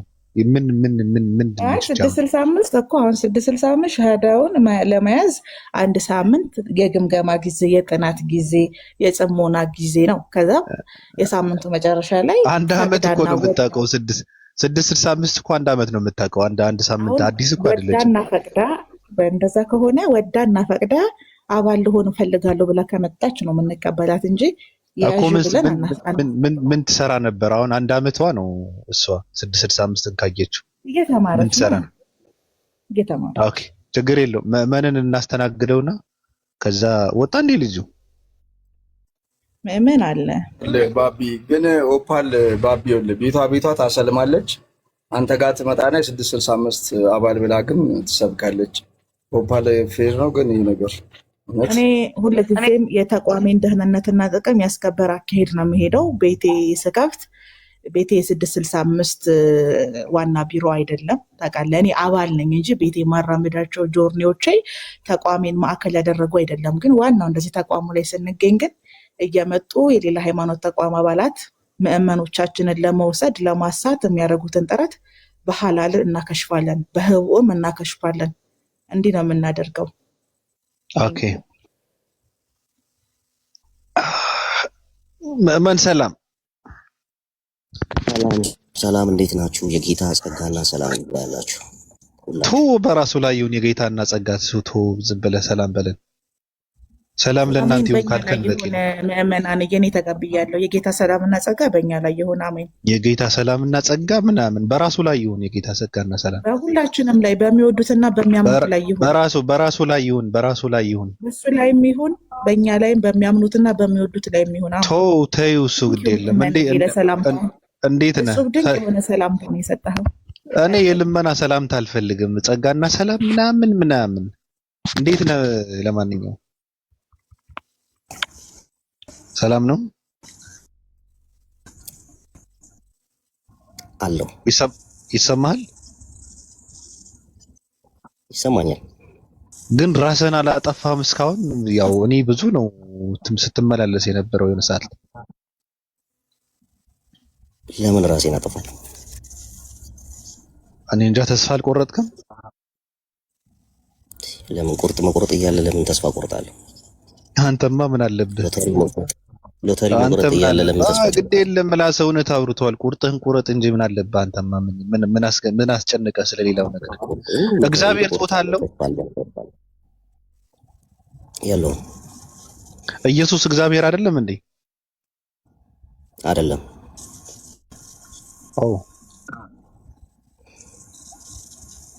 በስላሴ አታምንም? አምናለሁ። እና ኢየሱስ እግዚአብሔር አይደለም? አይደለም። ኢየሱስ የስላሴ አንዱ አካል ነው? ወልድ እኮ ኢየሱስ የስላሴ አንዱ አካል ነው ወይ? ኢየሱስ ራሱ ኢየሱስ ነው። ኢየሱስ የስላሴ አንዱ አካል ነው ወይ? ኢየሱስ የስላሴ አንዱ አካል ነው ተብሎ አይጠራም። ከአንዱ አካል አይደለም፣ ወልድ ነው ኢየሱስ። እንዴ እኮ ወልድ የስላሴ አንዱ አካል ነው ወይ? እንደዛ አስተካክለው። ወልድ የስላሴ አንዱ እና ወልድ የሚባለው ኢየሱስ ከተባለ ያው እኮ ነው፣ ተመሳሳይ እኮ ነው። አንተ አማርኛ አውርቻለሁ ብለህ ነው? አዎ አስተካክለው። ጥያቄም ብዬ ነው። ለምን አስተካክለዋለሁ? አንተ አስተካክለው እንጂ ወልድ ኢየሱስ ከሆነ ስለ ኢየሱስም ስለ ወልድም በጠይቅ በቃ ተመሳሳይ ነው፣ ለውጥ የለውም። ወልድ ጾታ አለው የለውም? የለውም። ወልድ ጾታ የለውም? እሺ አባት የተባለው ለምንድን ነው? አባት ስለሆነ ነው። አባት ስለሆነ ነው። እናት መሆን ይችላል? አይችልም። ስለዚህ ወንድ ነው ማለት ነው። ወንድ ነው ማለት ነው ሳይሆን በወንድ አንቀጽ ሊጠራ ይችላል እንጂ ጾታ ይሄ ነው ተብሎ አልተገለጸም። ጾታ የለውም? ጾታ የለውም። ጾታ ይሄ ነው ተብሎ የተጻፈ እና እንደዛ ከሆነ እናት ምን በለዋ? እንደዛ ከሆነ ለምን ትለዋለህ? ጾታ ስለሌለው እናት እንበለው። ለምን በወንድ ብቻ አባት እንለዋለን? አባት ስለሆነ ነው። አባት ከተባለ አባት ነው። ስለዚህ አባት እኮ ጾታ ስለሌለው እናት እንበለው። አንተ አባት የተባለው አባት የሚባለው ወንድ ነው። ሴት አባት ልትባል አትችልም፣ እናት እንጂ አትችልም። አው ስለዚህ አባት አብ ደግሞ ጾታ ከሌለው እናት እንበለው። እናት ለምን ትለዋለህ ነው ሳይባል ጾታ ስለሌለው ጾታ ስለሌለው እናት ተብሎ ግን አልተጠራማ እኮ። መጥራት አለብን፣ መጥራት እንችላለን ወይ ነው እኮ ጥያቄ። ጾታ ሳይኖረው ለምን አባት ተባለ እንዴ? አባት ስለሆነ አባት ለምን ትለዋለህ? ወንድ አይደለም አባት አትበለው። ወንድ ነው አባት ሊሆን የሚችለው። አባት ስለተባለ ነው። ወንድ እናት ሊሆን ይችላል? ወንድ እናት ሊሆን ይችላል? አይችልም። ስለዚህ እናት ያልተባለ ወንድ ስላልሆነ ሴት ስላልሆነ ነው ማለት ነው። ሴት ስላልሆነ ሳይሆን አባት ስለሆነ አባት ተብሎ ተጠራ እያልኩ እኮ ነው። አባት የተባለው ሴት ስላልሆነ ነው። ስለዚህ ወይም እናትም በለው ወይም ደግሞ ወንድ ነው። ልጅ ስላለው አባት ተብሎ ተጠራ። ልጅ ስላለው አባት ተባለ አይደል? ስለዚህ ልጅ አለው። ቴንክ ዩ። እናት መሆን ይችላል? አይችልም። እናት ለምን? ሴት ስላልሆነ ስላልሆነ። ስለዚህ ሴት አይደለም ካልክ ወንድ ነው ማለት ነው። እኔ ወንድ ነው ሴት ነው አላልኩኝም። አሁን አባት ተብሎ ብለሃል እኮ። እናት ያልተባለው ሴት ስላልሆነ ነው አልክ። ስለዚህ እናት ካልተባለ ሴት ስላልሆነ እናት ካልተባለ በቃ አባት የተባለው ወንድ ስለሆነ ነው ማለት ነው እኮ። አንተ ማለት ትችላለህ፣ ግን አባት ነው የተባለው። እኔ ማለት ትችላለህ እኮ አይደለም። እውነታው እንደዛ ነው እንጂ እኔ ስላልኩ አይደለም። እውነታው በወንድ አንቀጽ ተጠርቷል አልኩ እኮ። በወንድ አንቀጽ ነው የሚጠራው። አባት ስትል በወንድ አንቀጽ ነው የሚጠራው። በቃ እግዚአብሔር አለ ሲል በወንድ አንቀጽ ነው የሚጠራው። በሴት አንቀጽ ምን ጠራው? ችግር አለበት? ጾታው ይሄ ነው ግን ተብሎ ጾታው ይሄ ነው ነገርኩ እኮ። ጾታው ግን ይሄ ነው ተብሎ ግን በሴት አልተገለጸም። የተጻፈ ነገር የለም። ጾታው ይሄ ነው ተብሎ አይደለም። ስለዚህ አልተገለጸም። በወንድ አንቀጽ አልተገለጸም። የተጻፈ ነገር የለም እንዴ እኮ። ተገለጸ ወይስ አልተገለጸም? የተጻፈ ነገር የለም እኮ እኮ። ተገለጸ ወይስ አልተገለጸም? ወዳጄ አማርኛ እኮ ነው የምናወራው። የተጻፈ ነገር የለም እኮ። ያም ነው ወይም አይደለም ተብሎ የተገለጸ ነገር አለ ወይስ የለም? የለም። ጾታው ይሄ ነው አልተገለጸም። ታዲያ ለምን ደፍረህ አልተገለጸም አትልም? ለምን አሳፍረህ አልተገለጸም ማለት ሴት ነው ወይም ወንድ ነው ተብሎ አልተገለጸም ለምን አትልም? የተጻፈ ነገር የለም እኮ አልኩህ። እንዴ የተጻፈ ነገር የለም ማለት ነው እስኪ አልተገለጸም በል ደፍረህ። ለምን እንድልፈለክ እንደዛ በላ። ለምን አሳፍረህ አንተ? ካልተገለጸ አልተገለጸም ለምን አትልም? እኮ ለምን እንድልፈለክ ነገ እየጠየኩህ እኮ ለምን እንድልፈለክ። አንተ ስለፈራኸው ነው። አልተገለጸም በል ደፍረህ። አልፈራሁም። የተጻፈ ነገር የለም። ከሌለ አልተገለጸም። ከሌለ አልተገለጸም በል። ለምን ይሄንን ቋንቋ ፈለከው? ለምን ይሄንን ቋንቋ ፈለከው? አንተ ለምን ፈራኸው? እኔማ በምገልጸው ቋንቋ ነገርኩህ፣ በሚገባ ቋንቋ ነገርኩህ። አንተ እኮ ነው ይሄኛውን በል እያልከኝ እኮ ነው በግድ እኮ። አንተ ለምን ፈራኸው? አልተገለጸም ማለት ለምን ፈራኸው አንተ? ስለዚህ አልተገለጸም። ወንድ ነው ወይም ሴት ነው ተብሎ አልተገለጸም። የተጻፈ ነገር የለም አልኩ። አልተገለጸም። ስለዚህ ወንድ ወይም ሴት ተብሎ አልተገለጸም። የተጻፈ ነገር የለም። ወንድ ወይም ሴት ተብሎ አልተገለጸም። አዎ አልተገለጸም። ለምን አትልም? ለምን ፈራኸው? ኧረ ሰው ወደ አንተ ድራይቭ እንዲያደርግ ለምን ሰው ትፈልጋለህ? በቃ እኮ ነገር ለምን ወዴት ነው ወደ እኔ ድራይቭ ታደርገው? ለምን ድራይቭ ታደርጋለህ ወደ እኔ? ለምን አንተ እኮ ነው ሰው እንደዛ እንዲሆን የምትፈልገው። የተጻፈ ነገር የለም እኮ አልኩት። በለኸኛል እኮ አይ ይመስለኛል ወንድ ወይም ሴት ተብሎ ተገልጧልና አልተገለጸም ካለ መንፍቅና ይመስለኛል። ለዛ ነው አታስገድዱት እንዴ። እኔ እኮ ለምን እንደፈራሁ እኮ ነው ግራ አይገባኝ። አልተጻፈም ያን አልተጻፈም ማለት በነገራችን ላይ አልተጻፈም ማለት ተነግሮም ሊሆን ይችላል ማለት ነው። ገብቶሻል? አልተጻፈም ካለ አንድ ሰው ተነግሮም ሊሆን ይችላል። ስለዚህ አልተገለጸም ካለ ግን በጽሁፍም ሆነ በንግግርም ሆነ በምልክት በቃ ሁሉም አልተገለጸም ብለህ ደፍረህ ተናገር። አልተጻፈም ካልክማ በንግግርም ሊኖር ይችላል። መጽሐፍ ቅዱስ ላይ ማመን ስለሆንኩ መጽሐፍ ቅዱስ ላይ እንደዚህ ተብሎ የተጻፈ ነገር የለም እያልኩ ነው። ስለዚህ ወንድ ነው ወይም ሴት ነው ተብሎ ስለዚህ አልተገለጸም። መጽሐፍ ቅዱስ ብቻ ነው የምታምነው? አዎ መጽሐፍ ቅዱስ ላይ ነው። መጽሐፍ ቅዱስ ብቻ ነው የምትቀበለው? አዎ እኮ ስለዚህ መጽሐፍ ቅዱስ ላይ አልተጻፈም። እንግዲህ ሁሉም ነገር መጽሐፍ ቅዱስ ላይ ተጽፎ አልቋል ብለህ አንተ አታምንም አይደል? አይ ተጽፏል። በቃ መጽሐፍ ቅዱስ ላይ በቂያችን የሆነ ነገር ተጽፏል። የቀረ ነገር የለም መጽሐፍ ቅዱስ ላይ ያልተጻፈ? የለም። አዎ ስለዚህ አምጣው። ስለዚህ ጾታ የለውም ነው ብለህ መመለስ ያለብህ አይደል እንዴ? ለምን አልተጻፈም ትላለህ? ጾታ የለውም እኮ ነው ያልኩት። አልተጻፈም አትበላ። ጾታ የለውም ብለህ ወንድ ነው ሴት ነው የሚል እኮ ጾታ የለውም ስለው እኮ ወንድ ነው ሴት ነው እንደዚህ ተብሎ ተጽፏል። የተጻፈ ነገር የለም እያልኩት እኮ አልተጻፈም አትበል። የተጻፈ ነገር የለም ማለት የቀረ ነገር አለ ማለት ነው። በመጽሐፍ ቅዱስ ብቻ የምታምን ከሆነና መጽሐፍ ቅዱስ ፐርፌክት እና ያለቀ ነው ካልክ ወንድ ወይም ሴት ጾታ የለውም ብለህ ነው መናገር ያለብህ። ካለው አለ፣ ከተገለጸ ተገልጿል፣ ካልተገለጸ አልተገለጸ ብለህ ተናገር እንጂ አልተጻፈም ማለት ይኸው ለመመለስ ሰምቶኝ እንዴ አልተጻፈም ካልክ የቀረ ነገር አለ እያልክ ነው። መጽሐፍ ቅዱስ በቂና የተብራራ ነው ብለህ ካልክ ደግሞ ንገረን፣ ጾታ አለው ወይ ያልኩት? መጽሐፍ ቅዱስ ላይ የተጻፈ ነገር የለም ነው እንደዚህ ተብሎ ወንድ ነው ሴት ነው ተብሎ የተጻፈ። ስለዚህ ያልተጻፈው ጾታ ስለሌለው ነው ወይስ ደግሞ ጾታ ስለማይጻፍ ነው? ስለሌለው ጾታ ቢኖርማ ጾታውን ይነግሩ ነበር። በምን አወቅህ ጾታ እንደሌለ? ስላልተጻፈ ነው። ማንም የነገረን ሐዋርያ የለም። ስለዚህ ያልተጻፈው ስለሌለው ነው ወይስ ደግሞ ስላልተጻፈ ነው? በምን ታብራራልኛለህ? እሱ ነቢያቶቹም ሐዋርያቶቹም የለውም የሚሆነው ያሲዝም ገብተዋል። ለምሳሌ ብዙ ያልተጻፉ አሉ። የኢየሱስ ታሪክ፣ የነቢያት ታሪኮች በጣም ብዙ ያልተጻፉ አሉ። ስለዚህ መጽሐፍ ቅዱስ ውስጥ ያልተጻፈና ያልተካተተ አልሆነም፣ አልተደረገም ብለህ ነው አንተ የምታምነው? አዎ አልተደረገም። መጽሐፍ ቅዱስ ላይ ከሌለ የለም።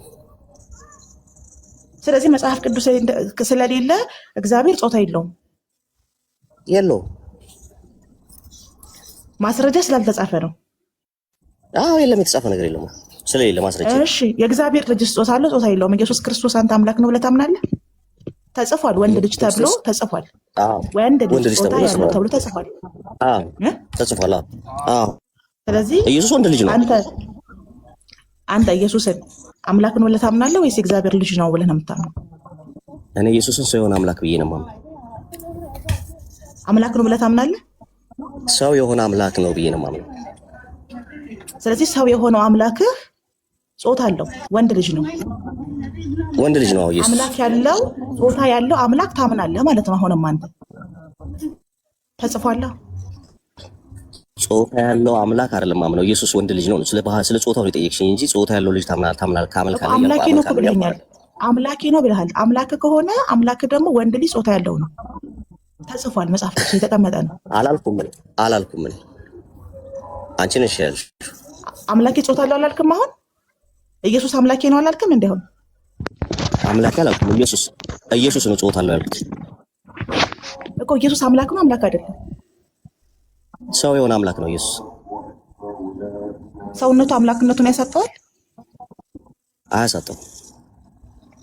ጾታው አምላክነቱን ያሳጠዋል? ጾታው ወንድ ልጅ መሆኑ ጾታው አምላክነቱን ያሳጠዋል? አያሳጠው።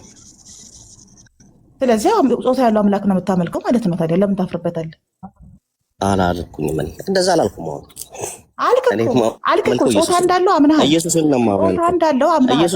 የምታመልከው ኢየሱስ እኮ ኢየሱስ ጾታ አለው። ኢየሱስ ወንድ ልጅ ነው። ተጽፎ ተቀምጦልሃል መጽሐፍ ቅዱስ ላይ። እኔ ምን አልኩኝ? ወንድ ልጅ ነው። ስለዚህ ጾታ ያለው አምላክ ነው የምታመልከው። አምላክ ጾታ አለው፣ ወንድ ልጅ ነው። አንተ እያመለክ ያለው ኢየሱስ ጾታ ያለው እንዴት ነው አይደለም የምትለው? ተጽፎ የለ መጽሐፍ ቅዱስ ላይ አይደለም እኮ ተጽፏል እንዴ? ጠይቀኝ። በትክክል እኮ የመለስኩልሽ ነው። እየጠየኩህ እኮ መጀመሪያ ጠይቂ ነው። መጽሐፍ ቅዱስ አንቺ ነሽ እኮ በራስሽ እያብራራሽ ያለሽው። እኔም ጠይቂ መጀመሪያ። አይደለም እያብራራሁልህ አይደለም። ህፃን ልጅ ተኝቶለታችሁ እያብራራሁልህ አይደለም። ሊስን መጽሐፍ ቅዱስ ላይ የተጻፈ ቀበላለሁ። እያብራራሁልህ አይደለም። ኢየሱስ አምላክ ነው ካልክ ኢየሱስ ወንድ ልጅ እንደሆነ አምናሃል። ስለዚህ ወንድ ልጅነቱ ጾታ አምላኩን አያሳጣ። ስለዚህ አንተ ጾታ ያለው አምላክ ነው የምታመልከው እያልኩ እኮ ነው። ታዲያ ለምንድን ነው አይደለም ብለህ? ኢየሱስን ነው የማመልከው ነው። ኢየሱስን ነው እኮ። ኢየሱስ ግን ጾታ አለው። ኢየሱስ ወንድ ልጅ ነው። ወንድ ልጅ ነው። አንተ የምታመልከው ኢየሱስ ጾታ አለው። አንተ የምታመልከው ኢየሱስ ወንድ ልጅ ነው። ስለዚህ አምላክ ኢየሱስ ወንድ ልጅ ነው። ጾታ ያለው ኢየሱስ ወንድ ልጅ ነው። እኮ ነው ያልኩሽ። ኢየሱስ ወንድ ልጅ ነው። ኦፍ ኮርስ። ስለዚህ ወንድ ያደረገው ደግሞ ጾታው ነው። ብልት አለው አይደለም እንዴ? ኢየሱስ ወንድ ልጅ ነው። ስለዚህ አንተ ጾታ ያለው ብልት ያለው ወንድ ልጅ ነው የምታመልከው። አምላክ ነሽ የምትይው አሁን አንቺ ነሽ ራስሽ ነሽ የምትገልጪው ራስሽ የምትገልጪው። ስለዚህ መጽሐፍ ቅዱስ ነው የገለጸው ነው አይደለሁም? አንተ መስክረሃል። ይሄንን እኮ እኔን ጠይቂኝ አልኩሽ። እኔን ጠይቂኝና ልመልስልሽ። ለምን ጠይቀህ መጽሐፍ ቅዱስ ላይ ያለ ቀበላለሁ። መጽሐፍ ቅዱስ ላይ ያለውን እኮ ነው የነገርኩህ። የጨመርኩት ነገር አለ? ስለ ጾታና ስለ አምላክነት ታዲያ ምን ያገናኛል? ስለ ኢየሱስ ጾታና ስለ አምላክነቱ ምን ያገናኛል? ስለ ጾታው ጠይቅሽ። ወንድ ልጅ ነው አልኩሽ። ወንድ ልጅ ነው አልኩሽ። እኔ ማመልከው ግን ኢየሱስን ነው አልኩሽ። ጾታው አምላክነቱን ያሳጣዋል ወይ ስለ አያሳጣውም ብለኸኛል አይደል እንዴ? አምላክነቱን ሰውነቱን የማያሳጣው። ስለዚህ አንተ ጾታ ያለው አምላክ ታመልካለህ። ይሄ እኮ ምንም እኮ ሚስጥርም የሚያሳፍር ነገር አይደለም። አላልኩም። አንቺ ከሰጠሽው በይው፣ አንቺ ካልሽ በይው። ከጾታ ውጭ ነው የምታመልከው። አምላክን ከጾታ ውጭ ነው የምታመልከው። ኢየሱስን ነው የማመልከው አልኩሽ እኮ። ኢየሱስ ጾታ አለው ጾታ የለውም? አለው። በቃ 4 ነጥብ። ቴንክ ዩ። ጾታ አለውና ኢየሱስን ነው የማመልከው የተለያየ ነው። ማምለክና ጾታው። ኧረ በቃ ምን ልታወራ ነው? በቃ ሄሎ በቃ ጨረስክ። ቴንክ ዩ። በቃ ጾታ ያለው አምላክ ወንድ ልጅ አምላክ ነው የሚያመልከው ምዕመናን። ያው እንግዲያውስ ምንም ማድረግ አይቻልም። ግን በግልጽ አማርኛ ስላወራህ ይሄን ላንተ ነው። አላልኩም። ለራሳችሁ መፍትሄ ትሰጣላችሁ፣ መፍታት ትጀምራላችሁ። ራሳችን አይደለም ዝም በል። አሁን ደግሞ መጠየቅ ትችላለህ። ደግመህ መጠየቅ ጠይቀኝና አጨብጭብልኝ። ጠይቃለን፣ ቀላል እንጠይቃለን እንዴ? ወይ እኔ ኢየሱስን ነው የማመልከው ነው። ጾታው ምንድነው? ሴት የማመልከው ግን ኢየሱስ። በቃ መለስከው እኮ ደጋግመህ። ምንም ችግር የለውም ነው። እሺ ቀጥል። አሁን ወደ ግል ጉዳያችን ልገባ ነው እና በቃ መለስክልን ጥያቄያችን። አምላክ ኢየሱስ ወንድ ልጅ እንደሆነ አምናሃል። ወንድ ልጅ የሆነ አምላክ ነው የምታመልከው። መልሰህልናል፣ እናመሰግናለን። ኢየሱስ አላልኩም እንዴ? ያሟል እንዴ? ወንድ ልጅ ነው። ወንድ ልጅ ጾታ እንዳለው አምነህ አምላክነቱ ጾታው አምላክ ማለት ነው። ክብር ለመርፌዎች ይሁን። ከሰባቱ አንዱን ዛሬ ተጠቅሜያለሁ። ጸጋ በእኔ ላይ ይደር። ስለ አባታችን አባ ገብረ ማርያም የይቅርታ መግለጫ ወጥተዋል። ቤቤ 1-3 ደቂቃ ካለህ እንሄድበትና እንዴት አሻጥርና ፖለቲካ እንደሰራባቸው እንተንትን፣ ወይስ ሌላ ፕሮግራም አለ? ርዕስ አድርገናቸው ስለከረመ ቅድም እያወራሁበት ነበረና በአጠቃላይ ስለ እርሶ ብቻ ሳይሆን ስለ ሌሎቹም አባቶች። በነገራችን ላይ የእምነት አባት ሲባል እስከ ጥግ ድረስ መስዋዕት የሚከፍል አባት ነው የማውቀው። ለእውነትን የሚሰዋ ለእውነት አንገቱ የሚሰጥ የሚያልፍ የሚረሸን አባት ነው የማውቀው።